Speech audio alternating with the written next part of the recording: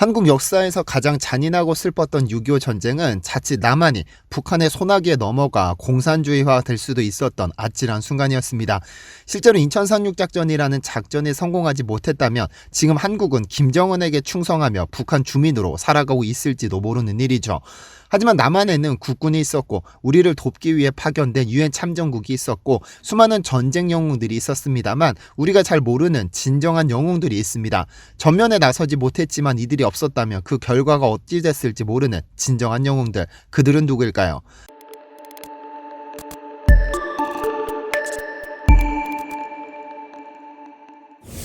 안녕하세요, 디스멘터리입니다. 지난 2020년 한 해 동안 가장 많은 관심을 받은 남자가 있습니다. 바로 UDT 해군 특수전 전단 출신의 이근대위죠.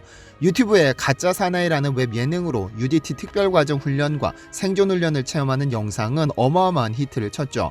MBC의 가짜 사나이를 패러디한 컨셉으로 특수부대식 훈련으로 출연자들의 악바리 정신을 키우고 이 과정에서 생겨나는 전우회는 보는 이들에게 감동을 선사했습니다.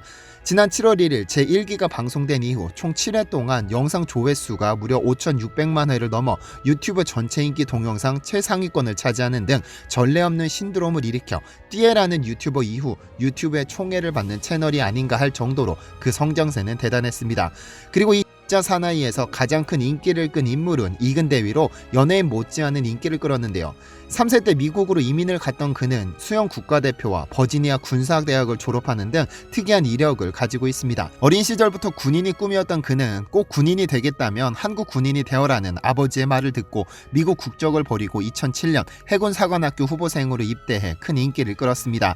2012년 비해군사관학교 출신으로는 최초로 미국 네이비실 선발과정에 입교해 뛰어난 성적으로 교육을 수료했고 보통 사람들도 하기 어려운 UDT 특수훈련을 2번이나 우수한 성적으로 졸업했다는 사실이 알려지면서 사람들은 그의 독특한 이력과 독특한 말투를 보며 재미있어 했습니다.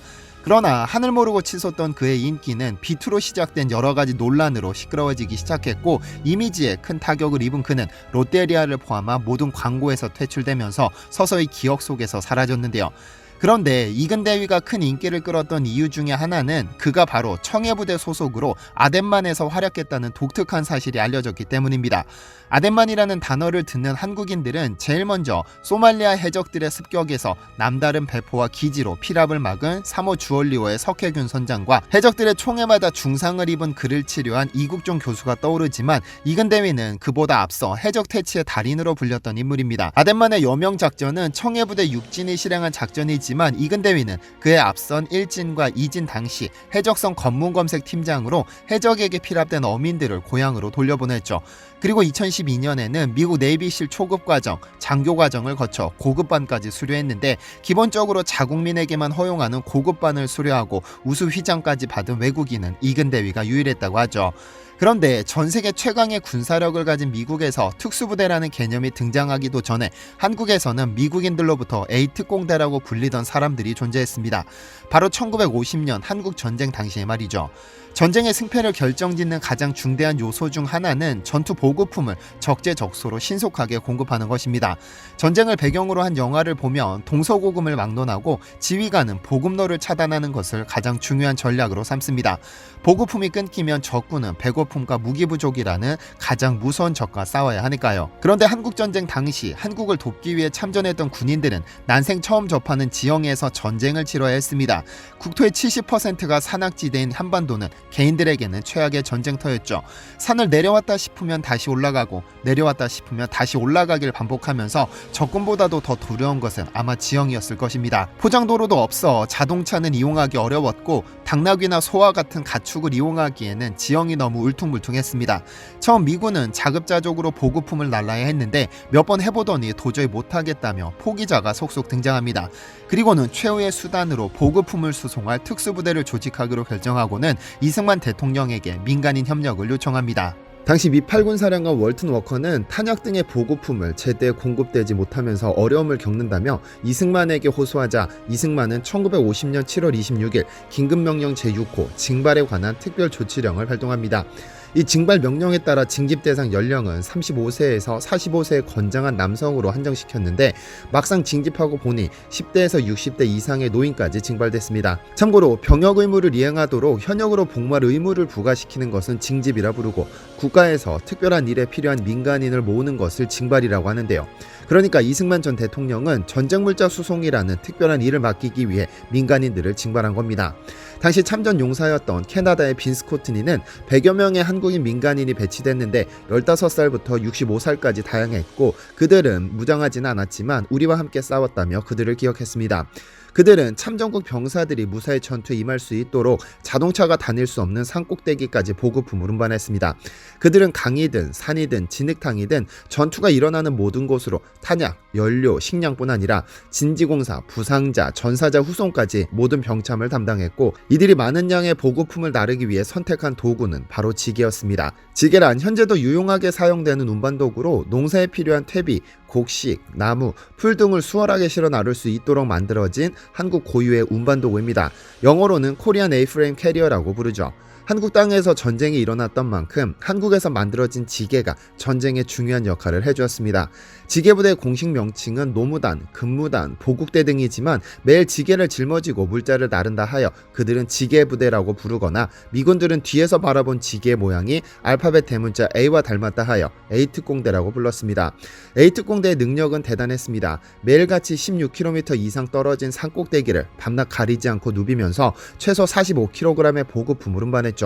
당시 미 8군 사령관으로 취임한 벤플리트 장군은 만약 A특공대가 없었다면 미국은 최소 10만 명 이상의 미군을 추가로 파병해야만 했을 것이라며 A특공대 활동을 극찬했습니다. 하지만 이들에 대한 처우는 그리 좋지 못했는데요. 최초 35세에서 45세의 건장한 남성으로 한정했던 것과는 다르게 실제로 징집된 남성은 10대부터 60대까지 다양했고 10대 아이들은 탄약 등 상대적으로 가벼운 것들을, 어른들은 박격포는 물론 76mm 곡사포까지 웬만한 얼음 무기의 위험하고 무거운 무기들을 운반했습니다. 현재 군인들의 완전 무장 군장이 대략 30kg이라고 보았을 때 훈련 받지도 않은 그들은 45kg을 메고 산꼭대기를 오르내렸으니 그 고통이 얼마나 컸을지 짐작이 되시죠. 하지만 그들은 배불리 먹지 못했을 뿐 아니라 부식으로 제공된 것들도 부실하게 짝이 없었습니다. 그들에게는 썩은 파, 물러터진 배추, 그리고 7인당 1개씩의 통조림이 제공되었는데 그들의 고통에 비해 먹을 것이 턱없이 부실했습니다.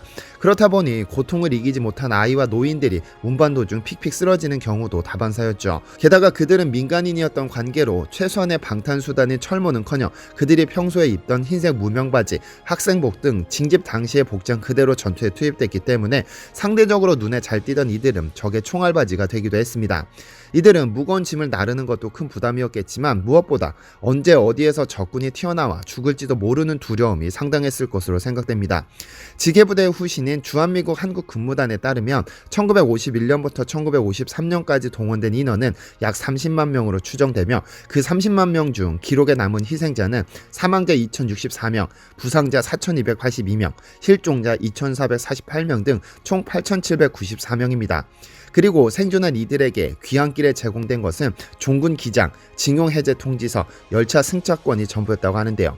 조국을 지키기 위해 전장 일선에서 목숨을 내걸었던 것에 비하면 너무나도 허망한 대우가 아니었을까요? 사실 전쟁에서 적을 격퇴하고 무력화시켰던 영웅들은 지금도 국가의 영웅으로 존경받고 있습니다만 우리가 절대로 잊어서는 안 되는 소중한 지게부대도 그들 못지않은 영웅입니다. 지금도 여전히 군번도 계급장도 없이 단순한 노동력이었다 치부되며 큰 관심을 받지 못하고 있죠. 하지만 그들은 총이 아닌 지게를 메고 전쟁에 나섰던 것이며 그들이 없었다면 진짜 전쟁은 하지도 못했을 것이라 확신합니다. 그리고 그들이 없었다면 지금쯤 남한 땅의 상당 부분이 북한의 손아귀에 있을 것이고 또 그들이 없었다면 우리는 지금쯤 태평양의 사모아라는 작은 섬에 살고 있을지도 모릅니다. 미군은 남한이 북한에게 점령할 것을 대비해 전 국민을 사모아 섬으로 이주시킨다는 뉴 코리안 플랜을 세워두고 있었으니까요. 오늘만큼은 잊혀진 영웅 지게부대를 기억하는 하루가 되었으면 좋겠습니다. 시청해주셔서 감사합니다.